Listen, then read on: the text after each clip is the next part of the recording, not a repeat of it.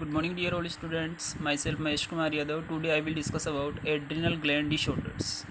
देखिए adrenal gland है, उसका दूसरा नाम होगा सुप्रारीनल ग्लैंड। सुप्रारीनल ग्लैंड का मीन्स किडनी के ऊपर कैप शेप में लोकेटेड जो बोथ किडनीज पर बोथ ग्लैंड्स हैं उन्हें बोला जाएगा एड्रिनल ग्लैंड या सुप्रारीनल ग्लैंड। इसके द्वारा ये एंडोक्राइन ग्लैंड है जो कि प्रोड्यूस करेगा वेराइटी ऑफ हॉर्मोन्स, जिन हॉर्मोन्स का जनरली मीन्स होगा बॉडी में steroid, aldosterone and cortisol hormone, जो कि फाउंड होंगे अबव द किडनीज़ के ऊपर। मीन्स किडनी के ऊपर जो सुप्रारीनल ग्लैंड है उसके द्वारा सिक्रीट होने वाले हार्मोन्स। यदि बात की जाए इसके लेंथ की, तो एड्रिनल ग्लैंड का लेंथ कितना होगा? 3 सेंटीमीटर विड्थ होगा, ये 5 सेंटीमीटर लेंथ होगा एंड 1 सेंटीमीटर थिकनेस होगा। यदि शेप की बात की जाए तो ये पिरामिडल शेप होगा जो कि बोथ किडनीज पर लोकेटेड होगा। यदि कलर की बात की जाए तो येलोइश कलर होगा इसका। जनरली यदि इसके फंक्शंस की बात की जाए एड्रिनल ग्लैंड के कौन कौन से फंक्शन होंगे, तो यहाँ देखिए एड्रिनल ग्लैंड क्या करेगा? प्रोड्यूस करेगा हॉर्मोन्स जो कि हेल्प करते हैं रेगुलेट करने में मेटाबॉलिज्म को, इम्यून सिस्टम को और ब्लड प्रेशर को। एक इम्पोर्टेंट थिंग्स है, प्रीवियस क्लास में बात की गई थी डायबिटीज़ मेलाइटस और इंसिपिडस के लिए। तो देखिए यदि डायबिटीज़ मेलाइटस की बात की जाए तो पर्सन में यदि पेनक्रियास को रिमूव आउट कर दिया जाए तो पर्सन ईजी भी अपनी लाइफ सर्वाइव कर सकता है सम प्रिवेंशंस के बाद। लेकिन यहाँ बात की जाए कि यदि पर्सन में सुप्रारीनल ग्लैंड को रिमूव आउट कर दिया जाए तो देखिए पर्सन किसी भी कंडीशन में लाइव नहीं रह सकता। ओके, नेक्स्ट यदि हम बात करें कुशिंग सिंड्रोम पर चलते हैं।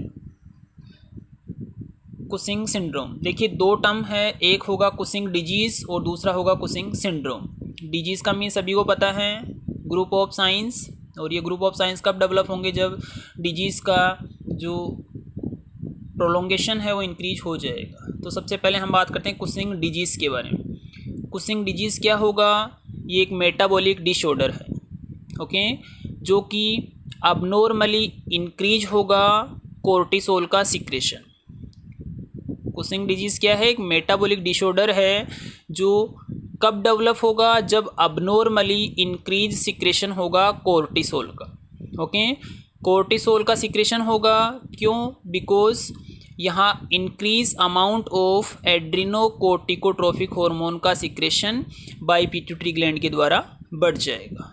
Okay, next syndrome. Cushing syndrome और कुशिंग डिजीज़ में देखिए ज़्यादा वेरिएशन नहीं है, मोस्टली वेरिएशन आपको देखने को मिलेगा यहाँ पर। एक में क्या हो रहा है? ACTH का सिक्रेशन पिट्यूटरी ग्लैंड के द्वारा इंक्रीज हो रहा है, तो कोर्टिसोल का सिक्रेशन इंक्रीज हो जाएगा। और यदि यहाँ बात की जाए, यहाँ देखिए क्या है? Cushing syndrome same as metabolic disorder है जो कि एक्सेसिव यहाँ प्रोडक्शन हो रहा है। यहाँ क्या हो रहा है? प्रोडक्शन, और यहाँ क्या हो रहा है? सिक्रेशन। तो जो प्रोडक्शन है कोर्टिसोल का बढ़ जाएगा, एड्रिनल कॉर्टेक्स फॉर्मेशन करेगा इसका। इसके अलावा यदि ग्लूकोकोर्टिकोइड का लार्ज डोज कुछ समय से या लंबे समय से यदि पर्सन में एडमिनिस्टर्ड करने हैं तो क्या हो जाएगा? यहाँ कुशिंग सिंड्रोम डेवलप हो जाएगा। रिमाइंडली देख सकते हैं कुशिंग डिजीज में क्या होगा? इंक्रीज सिक्रेशन होगा कोर्टिसोल का। क्यों होगा? पिट्यूटरी ग्लैंड ACTH का ज़्यादा सिक्रेशन करेगी। तो सिंड्रोम में क्या होगा? एक्सेसिव प्रोडक्शन होगा कोर्टिसोल का। वो क्यों होगा? एड्रिनल कॉर्टेक्स प्रोडक्शन करेगा। इसके अलावा आउटर एनवायरनमेंट से, बाहर से आप लोग एडमिनिस्ट्रेशन करेंगे ग्लूकोकोर्टिकोइड्स की लार्ज डोज का, तो क्या हो जाएगा? Cushing syndrome. डेफिनेशन की बात की जाए, Cushing syndrome also known as syndrome of glucocorticoid excess और hypercortisolism. Excessive adrenocortical activity होगी तो ये लीड करेगी excess secretion of glucocorticoid hormones को।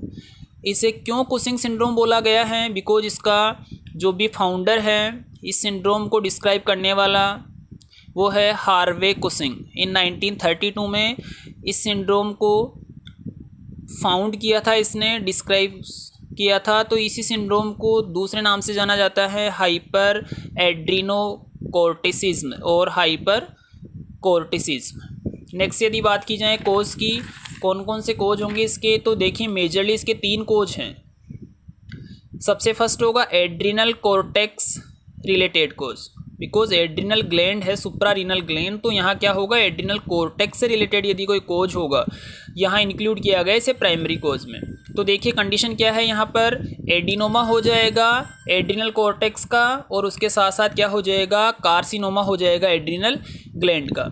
एडिनोमा को लिए यदि हम जनरली बात करें तो एडिनोमा क्या होगा बिनाइन ट्यूमर होगा, और कार्सिनोमा में क्या होगा यहाँ कैंसर प्रोड्यूस होगा। सेकेंड रीजन होगा यहाँ इंक्रीज एड्रिनोकोर्टिकोट्रोफिक हार्मोन का सिक्रेशन होगा बाय पिट्यूटरी ग्लैंड के द्वारा, और यहाँ क्या हो सकता है एडिनोमा हो सकता है, ये है सेकेंडरी कोज। सेम कंडीशन है डिजीज और सिंड्रोम से रिलेटेड, ये एड्रिनल ग्लैंड में प्रॉब्लम है और ये पिट्यूटरी ग्लैंड में प्रॉब्लम है। नेक्स्ट होगा use of glucocorticoid drugs prolong period, यदि ग्लूकोकॉर्टिकोइड ड्रग्स का यूज़ कोई पर्सन प्रोलॉन्ग टाइम ड्यूरेशन से कर रहा है तो वो भी कुशिंग सिंड्रोम को प्रोड्यूस करने में इंपॉर्टेंट रोल प्ले करेगा, जिसे बोला जाता है आइटेरोजेनिक कोज। नेक्स्ट यहाँ 2 कैटेगरीज में इसे डिफाइन किया गया है, exogenous cause and endogenous cause. Exogenous में देखिए ग्लूकोकॉर्टिकोइड ड्रग्स की वजह से होगा, और ये ग्लूकोकॉर्टिकोइड ड्रग्स का यूज़ क्यों किया जाएगा पर्सन में, यदि किसी पर्सन में अस्थमा हुआ है तो उसके ट्रीटमेंट के लिए, और यदि रूमेटॉइड आर्थराइटिस हुआ है तो उसके ट्रीटमेंट के लिए ग्लूकोकॉर्टिकोइड ड्रग्स का यूज़ किया जाएगा, जो कि कोज करेगा कुशिंग सिंड्रोम। एंडोजीनस कोज की बात की जाए तो यहाँ एडिनोमा हो जाएगा पिट्यूटरी ग्लैंड में, बिनाइन ट्यूमर फॉर्मेशन हो जाएगा, इसके अलावा एड्रिनल ग्लैंड में भी ट्यूमर हो सकता है, और इसके अलावा एड्रिनोकोर्टिकोट्रोपिक जो हार्मोन है वो सिंड्रोम भी क्या कर सकता है यहाँ पर कुशिंग सिंड्रोम प्रोड्यूस कर सकता है। क्लिनिकल फीचर्स की बात की जाए डस्की मून फेस एपीरियंस, देखिए मोस्ट इंपॉर्टेंट क्लिनिकल फीचर्स होंगे इसकी। सबसे फर्स्ट देखिए आया है बफेलो हम्प, सबसे फर्स्ट क्लिनिकल मैनिफेस्टेशन कौन सा है बफेलो हम्प, मींस बफेलो का जो हम्प होगा उसी के टाइप पर्सन के क्या हो जाते हैं शोल्डर्स, बिकॉज एडिपोज टिश्यू का डिपोजिशन होता है शोल्डर्स में। तो क्वेश्चन पूछा जा सकता है कि कुशिंग सिंड्रोम में स्पेसिफिक कौन सा क्लिनिकल फीचर्स डेवलप होगा, तो करेक्ट आंसर होंगे इसके डबल। फर्स्ट तो है बफेलो हम्प एंड सेकंड है मून फेस, पर्सन में फेस में स्वेलिंग हो जाएगी 90% केसेज में, जिसे बोला जाता है मून फेस। तो 2 ऑप्शन हो गए आपके पास moon face and buffalo hump. और क्यों प्रोड्यूस होगा, बिकॉज एक्सेसिव जो फैटी टिश्यू है उसका डिपोजिशन हो जाएगा।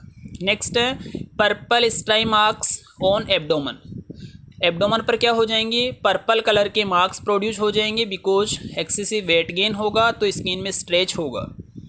अपर बॉडी में ओबेसिटी देखने को मिलेगी, बट जो लेग्स है और आर्म्स है उसमें क्या रहेगा थिन रहेगा। पर्सन में 80% केसेस में हाइपरटेंशन देखने को मिलेगा। स्किन चेंजेस की बात की जाए तो स्किन में इन्फेक्शन हो सकता है, पुअर वुंड हीलिंग हो सकती है।